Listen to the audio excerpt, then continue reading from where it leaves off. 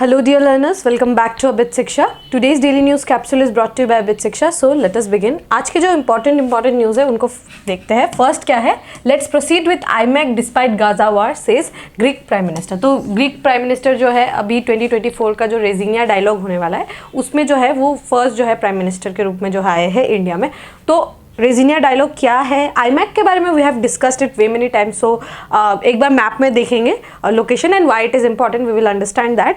And Raisina dialogue क्या है basically वो हम देखेंगे. ठीक है, Raisina dialogue recently has been very much in the news जो है इसीलिए ये इंपॉर्टेंट हो जाता है. सेकेंड क्या है, गवर्नमेंट अप्रूव, ये एक बहुत इंपॉर्टेंट है. कल एक कैबिनेट का बैठक हुआ था, कैबिनेट मीटिंग हुआ था, तो उसका कुछ जो है आपको देखने को मिलेगा कि क्या यहाँ पे न्यूज़ में भी हम जो है 2 न्यूज़ कवर करेंगे जिसमें हमें देखने को मिलेगा कि क्या क्या जो है डिसीजंस लिए गए, मेजर डिसीजंस जो है ये इलेक्शन से पहले, मतलब 10 मार्च को जो है इलेक्शंस का जो है डेट अनाउंस होने वाला है, उससे पहले कुछ मेजर अनाउंसमेंट जो है वो इस कैबिनेट बैठक के बाद जो है हमें देखने को मिलेगा. तो उसमें से ये है कि 100% डायरेक्ट FDI जो है ये क्या है स्पेस सेक्टर में आने की बात की गई है. ठीक है, तो FDI क्या है, FPI क्या है, वो भी हम थोड़ा समझने की कोशिश करेंगे. शेयर्स कैसा होता है, ठीक है, कितना % स्टेक्स लेना होता है टू बी एन FDI. ठीक है, उसके बाद थर्ड क्या है, ये क्वेश्चन, ये जो टॉपिक है ये I would mark it 3 stars. अगर कुछ भी आज इंपॉर्टेंट है तो ये टॉपिक है. इसके बारे में हम लोगों ने सरक्का सरलम्मा जो यात्रा है इसके बारे में हम लोगों ने पहले भी डिस्कस किया है. Very very very important news for today, इसको कवर करना है अच्छे से. और लास्ट क्या है, ये भी हमारा जो कल का कैबिनेट बैठक हुआ था उसमें. तो FRP जो है शुगर केन पे वो दिया गया है, तो FRP क्या है वो हमें जानना इट्स इंपॉर्टेंट. ठीक है, चारों के चारों न्यूज़ जो है बहुत ज़्यादा इंटरेस्टिंग, बहुत ज़्यादा इंपॉर्टेंट. ठीक है, तो देखिए let's proceed with IMEC despite Gaza war Greek PM tells India. ठीक है, तो क्या है कि जो रेजिनिया डायलॉग है उसमें ग्रीक के प्राइम मिनिस्टर जो है, ग्रीस के जो है प्राइम मिनिस्टर जो है कैरियाकोस मित्सोताकिस जो है, कैरियाकोस मित्सोताकिस जो है वो ग्रीक के प्राइम मिनिस्टर है, ग्रीस के प्राइम मिनिस्टर है. तो वो आए हैं रेजिनिया डायलॉग में और उन्होंने बोला है कि we should continue with the IMEC. ठीक है, IMEC क्या है, India middle east east Europe corridor जो है IMEC, उसके साथ हमें कंटिन्यू करना चाहिए. ठीक है, क्यों, वाई, बिकॉज ये जो है कनेक्टिविटी जो है हमें देखने को मिलेगा कि आपको कनेक्टिविटी जो है वो यहाँ पे इंक्रीज होगा बाय दी IMEC. ठीक है, यस, तो यहाँ पे कनेक्टिविटी जो है एक डेवलपमेंट बहुत ज़्यादा इंपॉर्टेंट हो गया, स्पेशली इन द डेज कि अब जो आपको देखने को मिलेगा कि वॉर लाइक सिचुएशन है, वॉर है इन द मिडिल ईस्ट में जो है जंग जो है वो छिड़ा हुआ है बिटवीन गजा एंड इजराइल. तो यहाँ पे वो उसके despite we should what they have discussed is we should continue with developing the IMEC, because IMEC क्या है, ये ओपन करेगा, इंडिया को कनेक्ट करेगा with Europe and vice versa, Europe को भी इंडिया से जो बेटर कनेक्टिविटी देखने को मिलेगा. पहली बात तो ये कि कनेक्टिविटी इंक्रीज होगा, ट्रेड वॉल्यूम इंक्रीज होगा, इकोनॉमिक प्रॉस्पेरिटी आएगा. पहली बात तो ये.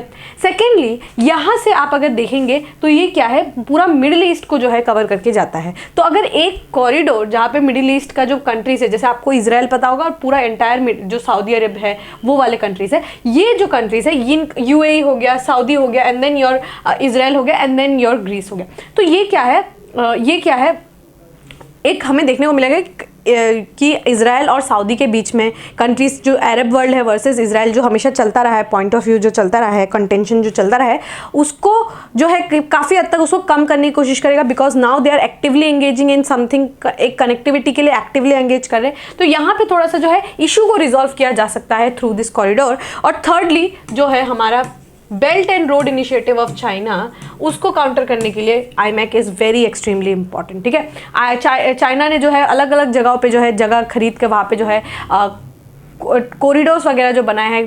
Very prime example is the China Pakistan economic corridor जो ग्वादर हांगजाओ से जो है ग्वादर तक जो कनेक्ट करता है. सो ऐसे आपको बेल्ट एंड रोड इनिशिएटिव में बहुत सारे इनिशिएटिव्स जो है आपको देखने को मिलेगा, बहुत सारे कनेक्टिविटी. तो उसको काउंटर करने के लिए, चाइना को काउंटर करने के लिए ये IMEC जो है बहुत ज़्यादा ज़रूरत है. IMEC जो है बहुत मल्टी मॉडल कनेक्टिविटी है. देखिए यहाँ से मुंबई से जो है वाटरवेज के थ्रू आपका जेबल अली पोर्ट है, फिर वहाँ से जो है आप देख सकते हैं रोडवेज के थ्रू, फिर रेलवेज का भी यूज़ होगा, एंड देन फिर जो है इसराइल का ये हाइफा जो है ना पोर्ट बहुत इंपॉर्टेंट है, बहुत इंपॉर्टेंट है. ये पोर्ट्स जो है ये नाम आप लोगों को याद रखना होगा, बहुत इंपॉर्टेंट पोर्ट्स है. ठीक है, जबल अली जो है आपका UAE में है. ठीक है, अल गुआफेत, ठीक है, ये कहाँ है आपका UAE में है. हरद कहाँ है आपका सऊदी अरब में है. रियाद जो है आपका सऊदी अरब में है, अल हदीथा जो है आपका सऊदी अरब में, हाइफा पोर्ट जो है ये आपका इजराइल में है, एंड पिरोज जो है वो आपका ग्रीस में है। ठीक है, तो ये इसीलिए आईमैक जो है ये बहुत ज़्यादा इंपॉर्टेंट हो जाता है, और इसको कंटिन्यू अगर हमने इस कनेक्टिविटी को जो है डेवलप कर लिया तो that will be very beneficial for India, क्योंकि हम जो है यहाँ से देखिए कनेक्टिविटी अगर इंक्रीज होगा ना, यहाँ से हम लोगों को एक्सेस करना in the Europe, specially in the eastern Europe area बहुत ज़्यादा इजी हो जाएगा। हम जो है बहुत कुछ डेवलप करते हैं, फार्मास्यूटिकल गुड्स हो गया, हाइड्रोजन अगर हम अच्छे से प्रोड्यूस करते हैं, एनीथिंग एंड एवरीथिंग अगर हम कुछ डेवलप करेंगे तो हमारे लिए कनेक्टिविटी का जो है ईज यहाँ पे देखने को मिलेगा। ठीक है, तो ये तो बात हो गया आईमैक का, बट अभी हमें देखना है कि रेजिनिया डायलॉग क्या है। ठीक है, रेजिनिया डायलॉग क्या है? रेजिनिया डायलॉग क्या है? एक फ्लैगशिप जो है कॉन्फ्रेंस होता है, geopolitical and geoeconomics committed to addressing most challenging issues face by the international communities. दो पार्टीज जो है वो आपस में आकर बैठते हैं, जो भी जियो पोलिटिकल इशूज़ है, जैसे geo political issues in the sense जैसे अभी आपको इसराइल हमास देखने को मिलेगा, साथ ही आपको रशिया यूक्रेन, सूडान में आपको वार्स देखने को मिलेगा, येमेन में हाउथी रेबेल्स, बहुत सारे जो है आपको एग्जांपल्स देखने को मिलेंगे। तो उनके ऊपर डिस्कस करके what we are going to do as two countries, वो जो है ये राइजिनिया डायलॉग में जो है यहाँ पे बात की जाती है। The 9th edition of Raisina dialogue will be held from 21 to 23 February 2024। Prime minister Shri Narendra Modi will inaugurate the dialogue on 21 February। Prime minister of the Hellenic Republic that is Greece के जो है आएंगे मिस्टर कायरियाकोस मित्सोताकिस जो है वो ग्रीस के जो है प्राइम मिनिस्टर है, ये आप लोग जो है नाम याद रख सकते हैं। Will join the inaugural session of the as the chief guest and deliver है की नोट एड्रेस। ठीक है, तो जो हम इस बार का जो रेजिनिया डायलॉग हुआ है बिटवीन इंडिया एंड ग्रीस हुआ है, इससे पहला जो हुआ था वो इंडिया इन इटली हुआ था, जहाँ पे जॉर्जिया मेलोनी जी जो है वो आई थी। तो ये रेजिनिया डायलॉग अपने आप में बहुत ज़्यादा इंपॉर्टेंट है। ठीक है, the theme of 2024 edition is Chaturanga. ठीक है, चतुरंगा, सी से जो है conflict, contest, cooperate and create. ये बहुत अच्छा जो है, ये बहुत अच्छा जो है, आप लोग इसको अपने आंसर में लिख सकते हैं। ठीक है, कोई भी कंक्लूजन हो उसमें आप लिख सकते हैं चतुरंग के बारे में, that is conflict, contest, cooperate and create। ठीक है, over the course of 3 days decision makers and through thought leaders of the world will engage each other across conversation in various format over 6 thematic pillars। क्या क्या pillars होने वाले? Tech frontiers, peace with planet, ठीक है, war and peace, decolonising multilateralism, उसके बाद क्या है आपका post 2030 agenda and defending democracy. ठीक है, तो ये जो 6 पिलर्स है उस पर जो है रेजिनिया में जो है डायलॉग जो है वो होने वाला है। ठीक है, तो इसीलिए इंपॉर्टेंट है, आप याद रखिएगा ग्रीस और इंडिया के बीच में जो है ये होने वाला है, चल रहा है बेसिकली। ठीक है, तो इंपॉर्टेंट न्यूज़ था, बहुत ज़्यादा इंपॉर्टेंट न्यूज़ था, इनको हम लोगों ने कवर कर लिया। एक बार आप फिर से लोकेशन देख लीजिए आईमैक का, तो आईमैक बहुत ज़्यादा इंपॉर्टेंट है, एग्जाम में बहुत हाई परसेंट है कि ये पूछा जाए। ठीक है, चलिए नेक्स्ट देखते हैं। Union cabinet approved 100% FDI in space sector. तो स्पेस सेक्टर में पहले क्या था कि आप 74% जो है वो आप FDI के थ्रू जो है ला सकते थे, बट आप क्या है कि आप डायरेक्टली 100% जो है ऑटोमेटिक रूट, एक होता है 2 टाइप के रूट्स होते हैं। ठीक है, 2 टाइप्स ऑफ रूट्स होते हैं, गवर्नमेंट अप्रूव्ड एंड ऑटोमेटिक। ठीक है, तो जैसे कुछ सेक्टर्स होते हैं, जैसे बहुत सारे सेक्टर्स हैं। ठीक है, तो कुछ सेक्टर्स में क्या होता है कि आप जो है ऑटोमेटिकली जो है आप ऑटोमेटिक जो रूट जो है उसको अपना सकते हैं। ठीक है, बहुत सारे सेक्टर्स हैं। ठीक है, वहाँ पे क्या कर सकते हैं आप ऑटोमेटिक जो है route 100% without any consultation, taking consultation of the government, आप जो है ऑटोमेटिकली 100% इन्वेस्ट कर सकते हैं। ठीक है, कुछ रूट्स, कुछ सेक्टर्स ऐसे होते हैं जैसे आप जो है आपको परमिशन देना होगा, जैसे पेंशन जो सेक्टर है ना, पेंशन या फिर इंश्योरेंस जो सेक्टर है, वहाँ पे जो है आप 100% जो है आ सकते हैं। ठीक है, 100% जो है आप आ सकते हैं। ठीक है, बट कुछ सेक्टर्स है ना, जैसे बैंकिंग सेक्टर, उसमें बस 49% जो है आप ऑटोमेटिक रूट के थ्रू जो है 49% जो है FDI ला सकते हैं। बाकी जो अगर आपको और FDI अगर आपको लाना है देन एडिशनली आपको गवर्नमेंट से परमिशन लेना होगा। ठीक है, अगर आपको गवर्नमेंट से परमिशन मिलता है देन आप FDI ला सकते हैं। ठीक है, इसमें क्या हुआ, स्पेस सेक्टर में क्या हुआ, पहले 74% तक जो है FDI ऑटोमेटिक रूट से आ सकता था। ठीक है, 74% जो FDI ऑटोमेटिक रूट से आता है। बहुत सारे डिफरेंट लेवल्स होते हैं, किसी का 49 होता है, किसी का 51 होता है, किसी का 74 होता है, किसी का 100% होता है। ठीक है, 74% जो है FDI वो डायरेक्टली ऑटोमेटिकली आप जो है आ सकते हैं without taking any government approval. उसके बाद अगर उससे ज़्यादा आपको लेना होगा तो आपको गवर्नमेंट का अप्रूवल लेना होगा, पहले ऐसा होता था। बट अब क्या डिसीजन लिया गया है कि स्पेस सेक्टर में 100% FDI जो है ऑटोमेटिक रूट से लिया जाएगा। ठीक है, मतलब अभी आपको गवर्नमेंट से कोई भी परमिशन लेने की ज़रूरत नहीं है। गवर्नमेंट का अप्रूवल नहीं चाहिए, 100% FDI जो है स्पेस सेक्टर में लाया गया। अभी आपको मालूम ही है कि how ISRO is growing, how ISRO is developing itself. और अब जो है NSIL के बारे में मैंने आपको बताया था, the commercial arm of ISRO जो है, प्राइवेट जितने भी एंटिटीज़ है उनका जो है स्पेस पे अगर कुछ लॉन्च करना है तो NSIL के थ्रू जो है आप कनेक्ट हो सकते हैं। तो यहाँ पे पोटेंशियल इज़ वेरी ह्यूज, ठीक है, पोटेंशियल इज़ वेरी ह्यूज।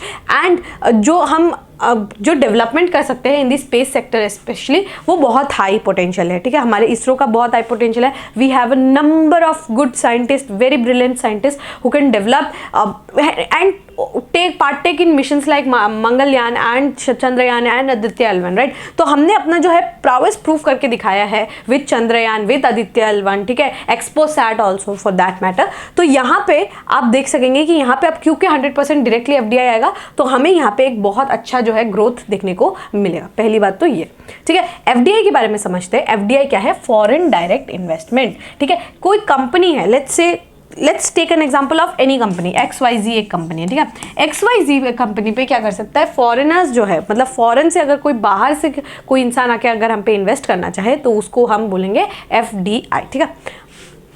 अगर एक कंपनी जो है इस XYZ कंपनी का लेट्स से 49% स्टेक्स जो है वो खरीद लेती है, 49% स्टेक्स जो है वो खरीद लेती है, तो हम क्या बोलेंगे कि ये क्या है? एक फॉरेन डायरेक्ट इन्वेस्टमेंट है। फॉरेनर की एक कंपनी ने आकर क्या क्या है यहाँ पे इन्वेस्ट किया है, ठीक है। तो इसको हम बोलेंगे फॉरेन डायरेक्ट इन्वेस्टमेंट, FDI, ठीक है। अगर किसी एक इंडिविजुअल ने सेम काम किया हो तो उसको हम क्या बोलेंगे? Foreign portfolio investment. अब FDI और FPI में क्या डिफरेंस है, ठीक है? फॉरेन पोर्टफोलियो इन्वेस्टमेंट और FDI में क्या डिफरेंस है? एक FDI क्या है? अगर किसी कंपनी ने let's take an example of Flipkart and Walmart only, ठीक है। फ्लिपकार्ट जिन्होंने फ्लिपकार्ट को किसने एक्वायर किया है? वॉलमार्ट ने, ठीक है। वॉलमार्ट ने जो है फ्लिपकार्ट को एक्वायर किया। अभी अगर वॉलमार्ट जो है इसका फ्लिपकार्ट का अगर वो 10% से ज़्यादा अगर स्टेक्स जो है वो खरीद लेता है तो हम बोलेंगे ये एक FDI है। 10% से ज़्यादा आपको स्टेक्स खरीदना होगा, तब हम क्या बोलेंगे? ये FDI। 10% से अगर हमने कम स्टेक्स खरीदा उसको हम क्या बोलेंगे? Foreign portfolio investment. अगर वॉलमार्ट ने अगर सिर्फ 9% खरीदा है स्टेक्स तो हम क्या बोलेंगे? वो एक FPI है।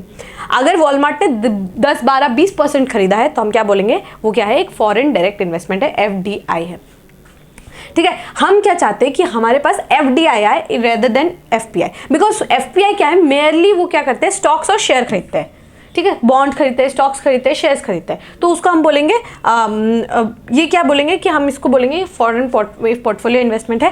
पोर्टफोलियो इन्वेस्टमेंट क्या बोलेंगे कि ये इसने तो बस इतना सा हिस्सा खरीदा है, they might sell it and they can move, ठीक है। दूसरे कंपनी में जाके इन्वेस्ट कर सकते हैं, कोई और देश में जाके इन्वेस्ट कर सकते हैं। FDI on the other hand आप क्या करते हैं? मेजॉरिटी स्टेक्स जो है खरीदने की कोशिश करते हैं। तो आप क्या करेंगे कि अब यहाँ पे ही रहेंगे, आपने जो है अपना जो भी काम करेंगे वो यहाँ पे रह के करेंगे, तो that will be very good, very beneficial, ठीक है। तो अब क्या होगा यहाँ पे, अगर जैसे कोई कंपनी को अगर वो एक्वायर करने लगते हैं FDI के थ्रू, तो क्या होगा कि एम्प्लॉयमेंट जनरेशन होगा, वो न्यू ब्रांचेस खोलेंगे, वहीं पे जाके एम्प्लॉयमेंट होगा, वहाँ पे जो है टेक्नोलॉजी जाएगा एंड देन एजुकेशन होगा। अगर कोई बैंकिंग सेक्टर से कोई अगर करते हैं तो फाइनेंशियल अवेयरनेस वगैरह, वेरी मेनी थिंग्स, ठीक है। इसीलिए हम चाहते हैं कि स्टेबल FDI जो है यहाँ पे इनफ्लो होते रहे, ठीक है। तो मैंने आप लोगों को समझाने की कोशिश की FDI FPI, ठीक है। जो अगर 10% से ज़्यादा हो दैट इज़ FDI, 10% से कम हो दैट इज़ FPI, ठीक है। यहाँ पे FDI पे याद रखिएगा कि यहाँ पे बिजनेस पे कंट्रोल रहता है, ठीक है। FDI का बिजनेस पे कंट्रोल रहता है,